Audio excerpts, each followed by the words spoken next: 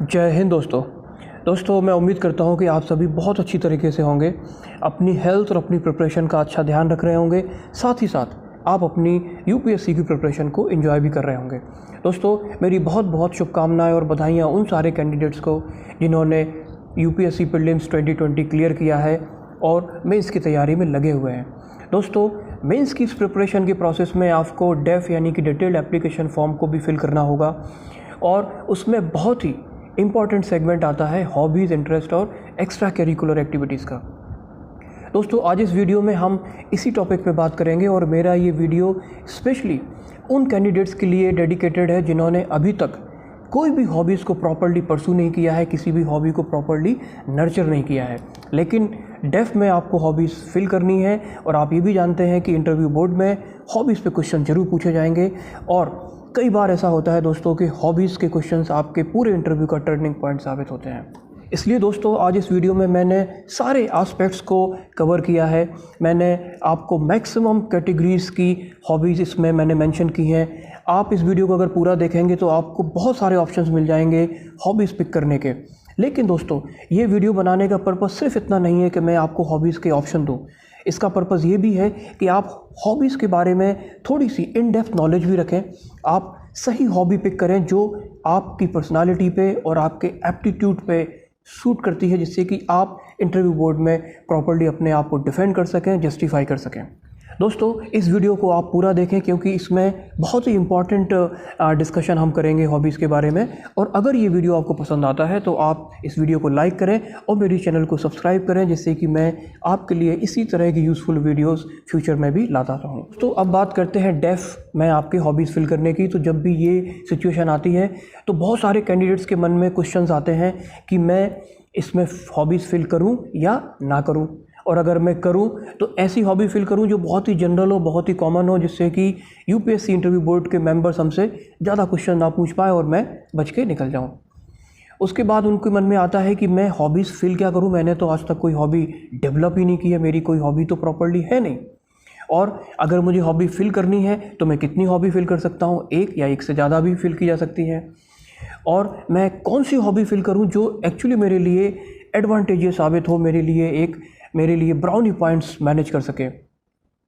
और एक बहुत ही इंपॉर्टेंट क्वेश्चन आता है कि चूंकि मैंने अभी तक तो कोई हॉबी डेवलप नहीं की है, तो क्या इस पीरियड में, जो कि शॉर्ट पीरियड है आपके टेस्ट भरने से लेके आपके इंटरव्यू कॉल तक, अगर इस पीरियड को हम काउंट करें तो ये रिलेटिवली छोटा पीरियड है क्योंकि इसमें मैक्सिमम पीरियड में तो आप मेंस की तैयारी कर रहे होंगे। तो क्या इस पीरियड में आप अपनी हॉबीज़ को डेवलप कर सकते हैं? दोस्तों इन सारे सवालों को मैं आपको जवाब दूंगा, लेकिन कुछ क्वेश्चंस के जवाब आपको जानना ज़रूरी है इस डिस्कशन को आगे बढ़ाने से पहले। पहला क्वेश्चन है कि हॉबी और इंटरेस्ट में क्या डिफरेंस है। बहुत सारे लोग इसको लेके कंफ्यूज रहते हैं, वो दोनों को एक ही समझते हैं कि इंटरेस्ट और हॉबी शायद सेम है। उसके बाद अगला क्वेश्चन आता है कि हॉबीज़ की ज़रूरत क्यों है, ये इंपॉर्टेंट क्यों है, और यूपीएससी आपसे इससे क्वेश्चन क्यों पूछना चाहता है, क्यों यूपीएससी को इंटरेस्ट है आपके हॉबीज़ के बारे में जानने में। दोस्तों जहाँ तक बात है हॉबीज़ के कॉलम को फिल किया जाए या ना किया जाए, तो मेरी आपको स्ट्रॉन्ग रिकमेंडेशन है कि आप हॉबीज़ को ज़रूर फिल करें। दोस्तों समझने की कोशिश करिए कि इंटरव्यू एक ऐसा स्टेप है जहाँ पे सब कुछ अनप्रेडिक्टेबल है और दुनिया में ऐसी कोई भी थ्योरी नहीं है जो इंटरव्यू बोर्ड में क्या पूछे जाने वाला है आपको प्रेडिक्ट करके बता सके। इंटरव्यू बोर्ड का चेयरमैन, उसके मेंबर्स, उनके दिमाग में क्या चल रहा है, वो किस तरह के क्वेश्चंस आपसे पूछेंगे, आपका डोमेन, आपका एरिया बहुत ही वास्ट है और ये स्पेशली यूपीएससी का इंटरव्यू है, इसलिए क्वेश्चंस का एम्बिट बहुत बड़ा है। ये टोटल अनप्रेडिक्टेबल है। आप समझ सकते हैं कि इस पूरे अनप्रेडिक्टेबल इन्वायरमेंट में एक ऐसी चीज़ है जो काफ़ी हद तक प्रेडिक्टेबल है और वो है आपकी हॉबीज़, आपका इंटरेस्ट। दोस्तों कई बार ऐसा होता है कि इंटरव्यू की स्टार्टिंग में जब आप थोड़े नर्वस होते हैं और इंटरव्यू बोर्ड आपसे क्वेश्चन पूछना शुरू करता है और आप एक के बाद एक कई क्वेश्चंस के जवाब नहीं दे पाते हैं, वो एक ऐसी सिचुएशन बन जाती है जहाँ पे आप नर्वस हो जाते हैं।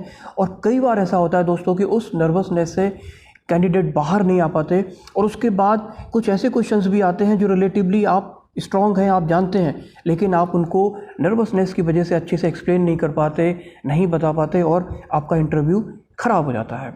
दोस्तों जो अच्छा इंटरव्यू बोर्ड होता है, जो ज़्यादा ग्रिल नहीं करना चाहता, ऐसे टाइम पे जब आप नर्वस हैं, आप क्वेश्चन के जवाब नहीं दे पा रहे हैं, वो आपके हॉबीज़ कॉलम से क्वेश्चन पूछते हैं। वो चाहते हैं कि आप थोड़े नॉर्मल हो जाएं, आप कॉन्फिडेंट हो जाएं। और दोस्तों ये वो सेगमेंट है जहाँ पे कि आपका होमवर्क है, आपकी रिसर्च है, आप कॉन्फिडेंट हैं। आप अपने जब इंटरव्यू बोर्ड आपसे क्वेश्चन पूछता है आप जवाब देना शुरू कर देते हैं, और जब आप सही जवाब देते हैं इंटरव्यू बोर्ड आपसे इम्प्रेस होना शुरू हो जाता है, तो आपका कॉन्फिडेंस धीरे धीरे बिल्डअप होना शुरू होता है और इंटरव्यू का टोन सेट हो जाता है। मैं इसको ऐसे कह सकता हूँ दोस्तों कि इंटरव्यू में जब आपकी ट्रेन डिरेल हो जाती है, पटरी से उतर जाती है, उस समय आपकी हॉबीज़ आपके इंटरव्यू को रिरेल करती है, आपकी इंटरव्यू की ट्रेन को वापस पटरी पे लेके आती है। इसलिए दोस्तों हॉबीज़ को फील करना बहुत ज़्यादा ज़रूरी है। ये आपका हथियार है, आपका टूल है, आपकी लाइफलाइन है आपके इंटरव्यू की, जो आपको रिवाइव करती है, आपको सर्वाइव करने में हेल्प करती है। दोस्तों अगला क्वेश्चन है कि यूपीएससी क्यों इतना इंटरेस्ट लेती है आपके हॉबीज़ के बारे में जानने में। दोस्तों समझने की कोशिश करिए, हॉबीज़ का मतलब होता है एक ऐसा आपकी लाइफ का सेगमेंट, एक आपकी लाइफ का एक ऐसा हिस्सा जिसको करने से आप रिफ़्रेश फील करते हैं, आप चार्ज्ड फील करते हैं, या ऐसा कहिए कि जब आप थोड़े तनाव में होते हैं, परेशानी में होते हैं, तो हॉबीज़ जो आपके इंटरेस्ट हैं उन एक्टिविटीज़ को करने से आप अच्छा फील करते हैं, अपने तनाव और अपने प्रेशर से आप बाहर आ जाते हैं। दोस्तों यूपीएससी के पास असाइनमेंट है अच्छे ऑफिसर्स को सिलेक्ट करने का। तो जिन सर्विसेज के मैं नाम ले रहा हूँ, आईएएस, आईपीएस, आईएफएस, ये ऐसी सर्विसेज हैं जिसमें स्ट्रेस और वर्क प्रेशर काफ़ी ज़्यादा होता है, और इस तरह की लाइफ स्टाइल में ज़रूरी है कि आपकी कोई एक हॉबी हो जो आपको हर दिन नॉर्मल कर सके, आप वापस रिचार्ज अपने को कर सकें, जिससे कि आप प्रॉपर्ली अपनी ड्यूटीज़ को डिस्चार्ज कर सकें। आपकी हॉबीज़ के बारे में बात करके यूपीएससी इंटरव्यू बोर्ड के मेंबर्स आपके बारे में, आपकी पर्सनालिटी के बारे में बहुत सारे इंटरप्रिटेशंस वो ड्रॉ करते हैं। वो चाहते हैं कि वो energetic, dynamic, enthusiastic, positive thinking और out of the box thinking वाले कैंडिडेट्स को सिलेक्ट करें, क्योंकि यूपीएससी के पास टारगेट ऑफिसर सेलेक्ट करने का है। वो बाबू सेलेक्ट नहीं कर रहे हैं, क्लर्क सेलेक्ट नहीं कर रहे हैं, और रोबोट्स भी सिलेक्ट नहीं कर रहे हैं। वो ऐसे ऑफिसर्स को सिलेक्ट कर रहे हैं जो लाइवली हैं, एनर्जेटिक हैं, एंथुजियास्टिक हैं और डायनामिक हैं। इसलिए दोस्तों हॉबी एक बहुत ही इंपॉर्टेंट सेगमेंट हो जाता है आपके इंटरव्यू का। तो अब बात करते हैं कि हॉबीज़ और इंटरेस्ट में क्या डिफरेंस होता है। दोस्तों आपकी लाइफ में इंटरेस्ट बहुत सारे हो सकते हैं। आपको मूवीज़ देखने का इंटरेस्ट हो सकता है, खाना, टेस्टी खाने का शौक़ हो सकता है, ड्राइविंग का आपको शौक़ हो सकता है, आपको मैच देखने का शौक़ हो सकता है, मैच खेलने का शौक़ हो सकता है। आपके लाइफ के शौक़, आपके लाइफ के इंटरेस्ट बहुत सारे हो सकते हैं, लेकिन ऐसे बहुत कम इंटरेस्ट होते हैं जिनको आप एक्सप्लोर करते हैं। फॉर एग्ज़ाम्पल, आपको टेस्टी खाना खाने का इंटरेस्ट है, आपको मज़ा आता है टेस्टी खाना खाने का, लेकिन जब आप खाना बनाने की इस रेसिपी को आप एक्सप्लोर करना शुरू करते हैं, आप पढ़ना शुरू करते हैं, खुद से किचन में जाते हैं, खुद से बनाना शुरू करते हैं और एक्सपेरिमेंट करते हैं, और फिर आप उस टेस्ट को एंजॉय करते हैं, दूसरों को खिलाने में भी आपको मज़ा आता है, तो ये जो आपका इंटरेस्ट है ये आपकी हॉबी में कन्वर्ट हो गया। यानी कुकिंग आपकी हॉबी हो गई। आपका इंटरेस्ट था टेस्टी खाना खाना, और अब आपने उस पर्टिकुलर स्ट्रीम को आपने एक्सप्लोर किया है, आपका इंटरेस्ट आपकी हॉबी बन गई। दोस्तों आप ऐसे समझिए कि इंटरेस्ट एक बड़ा डोमेन है जिसमें एक छोटा डोमेन है हॉबीज़ का। यानी आपके इंटरेस्ट बहुत सारे हैं, उसमें से कुछ पर्टिकुलर इंटरेस्ट को आपने नर्चर किया है, आपने डेवलप किया है, उसके बारे में आपने रिसर्च की है, आप उसके बारे में बहुत कुछ जानते हैं, वो आपकी हॉबी होती है। इसीलिए कहा जाता है कि हॉबी आपकी सिलेक्टेड होती हैं। दोस्तों अब डिस्कस करते हैं हॉबीज़ के बारे में। सिलेक्शन कर रहे हैं कि आप कौन सी हॉबी आप पिक करना चाहते हैं, तो आप इन कुछ पॉइंट्स को ज़रूर ध्यान में रखें। आपको जो कन्वे करना है यूपीएससी बोर्ड को अपनी हॉबीज़ के थ्रू, उसमें दिखना चाहिए कि आप ऑप्टिमिस्टिक हैं, आपका एटीट्यूड पॉजिटिव है, आपकी थिंकिंग कंस्ट्रक्टिव है, प्रोडक्टिव है, आप लाइफ को एंजॉय करते हैं, आप एनर्जेटिक हैं, डायनामिक हैं, एंथुजियास्टिक हैं, और साथ ही साथ आप मैच्योर हैं, बैलेंस्ड हैं और एक अच्छे थिंकर हैं। ये चीज़ें आपको यूपीएससी को कन्वे करनी है। और दोस्तों जो आपको कन्वे नहीं करनी है अपनी पर्सनालिटी से, वो है कि आप अनसोशल हैं, पैसिमिस्टिक हैं, आपकी थिंकिंग नेगेटिव है, आपकी थॉट्स अनप्रोडक्टिव है, आप फ्लिकरिंग माइंड के हैं, आपका बैलेंस्ड एप्टीट्यूड नहीं है सोचने का, आप लेथार्जिक हैं, आपकी थॉट्स नॉन कंस्ट्रक्टिव टाइप की है, आप पैशनेट नहीं हैं अपने काम के लिए, और आप इमेच्योर हैं, आप लाइफ को एंजॉय नहीं करते हैं। दोस्तों ये चीज़ें आपकी हॉबीज़ से किसी भी तरह से कन्वे नहीं होना चाहिए। दोस्तों हॉबीज़ के इस पूरे एम्बिट को मैंने 4 ब्रॉड कैटेगरीज में डिवाइड किया है। कैटेगरी ए वो है जिसको आपकी हॉबीज़ को पढ़ के इंटरव्यू बोर्ड की क्यूरियोसिटी बढ़ेगी, वो अट्रैक्ट होंगे आपकी हॉबीज़ की तरफ। नेचुरली वो आपसे क्वेश्चंस पूछेंगे, लेकिन आपको हाई डिविडेंड को ब्राउनी पॉइंट्स मिलेंगे, आप एक्स्ट्रा स्कोर कर सकते हैं अगर आप इन हॉबीज़ को डिफेंड करके ले जाते हैं प्रॉपर्ली।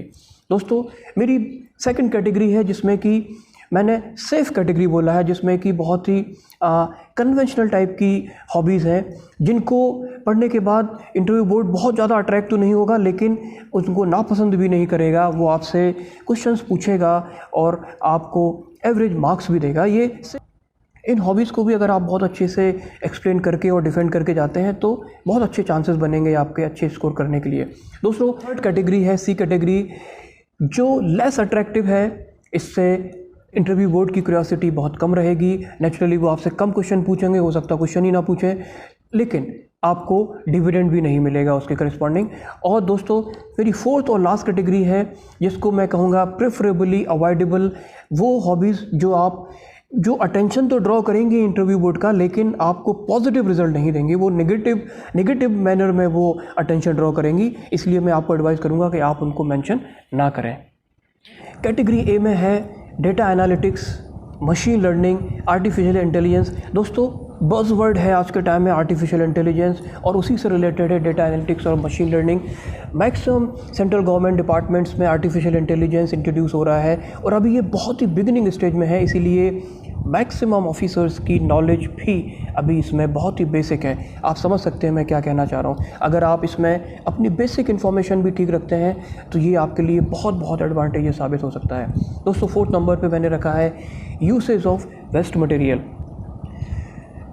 एंकरिंग और मैनेजिंग शो और प्रोग्राम्स। नेक्स्ट कैटेगरी है टूरिज़्म। दोस्तों, टूरिज़्म भी एक बहुत ही इंपॉर्टेंट हॉबी साबित हो सकती है, लेकिन उसमें आपको थोड़ा सा स्पेसिफाई करना होगा कि what type of tourism, eco tourism, heritage destinations, cultural tourism, religious tourism. Next आता है दोस्तों to know about new mobile apps, because mobile apps make your life easier, and mobile app के बारे में आपकी जानकारी इंटरव्यू बोर्ड का attention जरूर ड्रॉ करेगी। दोस्तों, नेक्स्ट है to observe mechanism of machines and to repair them. 8th number पे मैंने रखा है doing new things like video editing and other things. Next मैंने रखा है interacting with new people, talking to them, specially foreigners. दोस्तों, मैं इन सारी हॉबीज़ को डिटेल में आपसे डिस्कशन करूंगा कि इनके पर्पसेस क्या हैं। और नेक्स्ट नंबर पे मैंने रखा है self evaluation and learning from your own mistakes. दोस्तों, ये एक ऐसी हॉबी है जिसमें उनका अटेंशन भी ड्रॉ करेगा, और अगर आप इसको प्रॉपर्ली मैनेज करके ले जाते हैं तो दोस्तों ये आपके लिए हाई डिविडेंड पे करेगा।